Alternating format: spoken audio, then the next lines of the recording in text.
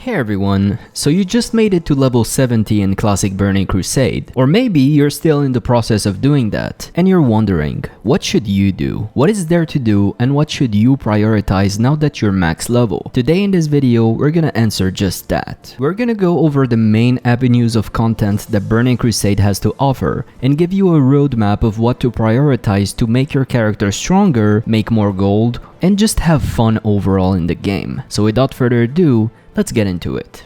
So the first thing you should do really the moment you hit 70 is to head to Shadowmoon Valley and get your flying mount. Flying is very important in Outland, and besides getting you from point A to point B faster, it will also unlock more content for you to enjoy. Unlike in the modern expansions where you have to do a bunch of content to unlock flying, in TBC you simply need to buy it from the trainers in Shadowmoon Valley. The cost of the base flying skill plus the flying mount is 1000 gold. And really, if you reach level 70, 9 times out of 10 you're gonna have that. If you don't, we made a video on this channel highlighting 55 gold making methods in the game. Check it out if you're stuck. But really, flying should be the first investment in the game. Keep in mind that the base flying skill will only allow you to go at a speed of 60%, which is slower than your ground mount. So in some situations, it is better to use your ground mount, if there's no obstacles on the way, for example. And then there's the epic flying mount, which goes at a whopping speed of 280%. But that one will set you off a further 5000 gold. So that's going to be more of a long-term goal for most people, and likely not something you can do right away.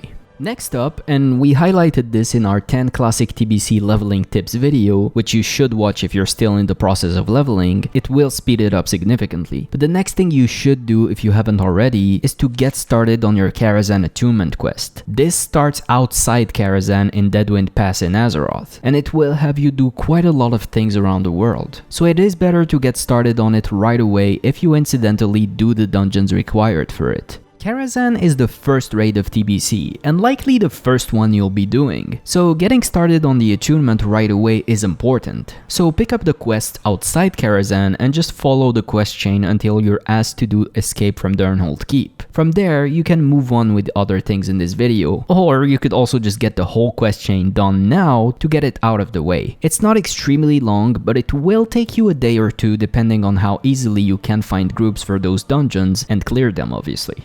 The next thing I'd recommend you do is to have a look at your pre-raid best in slot gear list for your class and specialization. Wowhead should help you with that. They have some amazing people doing those pre-raid best lists. But the reason you should have a look at it is because a lot of pre-raid best in slot stuff comes from doing regular quests around Outland. And since how geared your character is dictates how fast you can do the rest of the content that the game has to offer, the quest reward pre-base items are an easy way to get a lot of power on your character very easily. Now, not every one of these quests is a walk in the park, however. Some of them require a 5-man group, but there's also a lot of them that can be done solo. So look at your pre-raid base list on Wowhead and get those powerful quest rewards. Alright, you got your flying, you got attuned to Karazhan, and you got some of your easy pre-raid biz out of the way. It's time for you to work on your reputations to unlock heroic dungeons. If you reach level 70, 9 times out of 10 you should already be honored with Thrallmar/Honorhold, Cenarian Expedition, and maybe even Lower City, but probably not the Shatar and Keepers of Time. So your goal is to reach Revered with all of those factions as soon as possible. Reaching Revered is important to be able to buy the heroic keys from the faction's quartermasters. It is worth mentioning, by the way, that this requirement will be relaxed down to honored instead of revered later on in the game. So depending on when you started, you might have an easier time getting those keys. But the main way to reach revered if you're honored is 1. To finish the quest that you haven't done yet, obviously, in either Hellfire Peninsula, Zengar Marsh, Netherstorm, and so on. Or if you have no quests left, the only way to reach revered is to do the normal dungeons Shattered Halls, Steam Vaults, Shadow Labyrinth,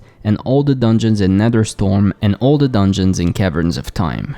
Those dungeons will give you reputation with their respective factions even after honored. The rest of the other normal dungeons are low level dungeons and they do not give you any rep past honored. So your next goal is to farm those dungeons I mentioned until you reach revered and then buy your heroic keys.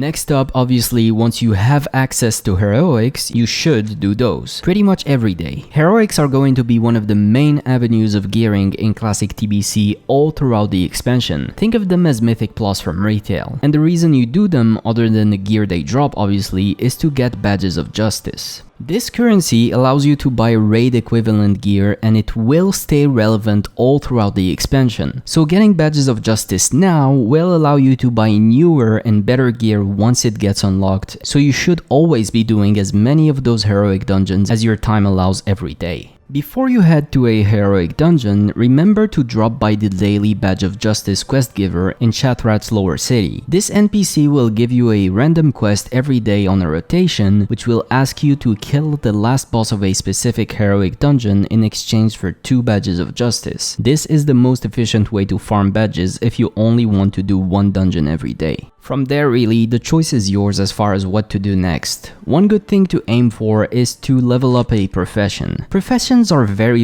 important in TBC, even more so than they were in Classic. Pretty much every profession can do something that is highly desirable by other players, or even by yourself if you have the profession. As a hunter, for example, leatherworking is super strong to have. It allows you to create very powerful gear for yourself and for others. And it also has a very good money-making component to it, thanks to the leg enchants you can make with it. But that's just one example. Every profession can be very good to have, so make your research and pick something that will be good for you and or can make you a lot of gold. PvP is not everyone's cup of tea, but in TBC, you might really want to consider it. PvP gear is sometimes on par with heroic dungeons, or even raiding gear. Battlegrounds give you honor, with which you can buy some strong entry-level blue PvP gear. And then you can take it a step further by doing Arena. If you don't want to bother at all with Arena, I would suggest doing at least 10 matches every week. That way you'll be entitled to receive Arena points at the end of the week. Stockpile enough of those over time and you'll be able to get yourself gear that is on par with raiding gear, and obviously the best PvP gear you can get. Blizzard changed the PvP system a lot since the beta started, and to be honest, they probably will even more over time. So it's hard to give you a recommendation on what to do exactly, but as a baseline, doing 10 matches every week, regardless of whether you win or lose, to be eligible for receiving arena points at the end of the week should be something you aim to do every time. Beyond that, it's up to you where you want to take your team rating.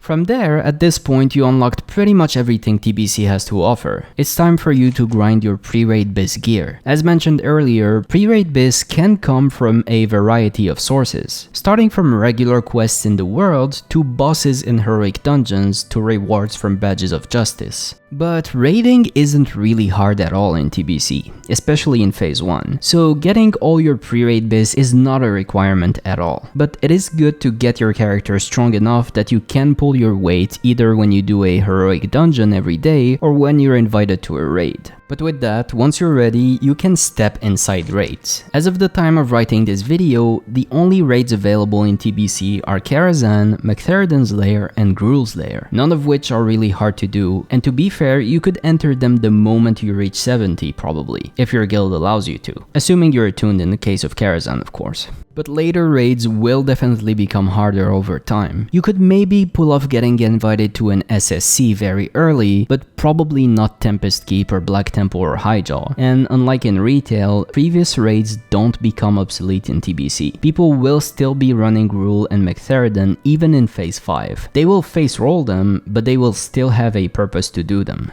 As for you, I would recommend getting geared progressively through the lower raid tiers and then move on to the higher raid tiers. That's one advantage of starting early in the expansion, obviously. Something else I wanted to add, and this will not be available from the start: daily quests. Dailies can be very good to do all throughout the expansion. You have the Netherwing dailies, of course, to unlock the Nether Drakes, which is one of the best looking flying mounts in the game, and you also have the Ogrilla dailies, or the Fishing dailies, or the Shattered Sun dailies in Isle of Keldonaz to make you a lot of gold. But basically, dailies are another avenue of content to do for some quite useful rewards all throughout the expansion. But that's pretty much it. To recap, once you hit level 70, the first thing you should do really is to get your base flying mount and work on your epic flying mount over time, as that's very expensive. Then start working on your Karazhan attunement. Kara will be the first raid you'll do, and you want to get those easy first quests done early to be able to move on to the dungeon quests. From there, a good thing to do is to aim to get your pre-raid bis gear, at least the pieces that come from quests in the world. Those are easy to get and should boost your character strength with little effort.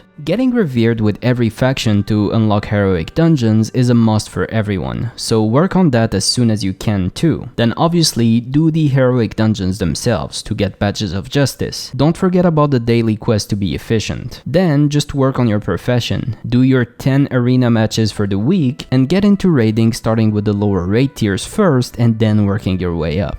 But basically, that's about it. If I forgot something, please let us know in the comments something you think is important that I haven't mentioned here. And as always, thank you all so much for watching. If you haven't already, go ahead and drop a like and subscribe to the channel for more content like this. I will see you guys in the next one very soon. Bye for now.